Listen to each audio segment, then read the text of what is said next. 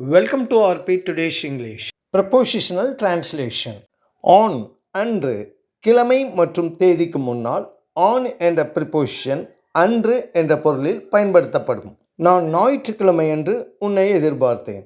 நான் ஞாயிற்றுக்கிழமையன்று உன்னை எதிர்பார்த்தேன். I expected you on Sunday. I expected you on Sunday. அவள் மார்ச் 5ஆம் தேதி அன்று தேர்வு எழுதுவாள். அவள் மார்ச் 5ஆம் தேதி அன்று தேர்வு எழுதுவாள். She will write the exam on 5th March. She will write the exam on 5th March. என்னுடைய பிறந்தநாள் வியாழக்கிழமையன்று வருகிறது. என்னுடைய பிறந்தநாள் வியாழக்கிழமையன்று வருகிறது. My birthday falls on Thursday. My birthday falls on Thursday. பிரதம மந்திரி ஏப்ரல் 10ஆம் தேதி வருகிறார். பிரதம மந்திரி ஏப்ரல் 10ஆம் தேதி வருகிறார். The Prime Minister arrives on 10th April. The Prime Minister arrives on 10th April. Thanks for watching.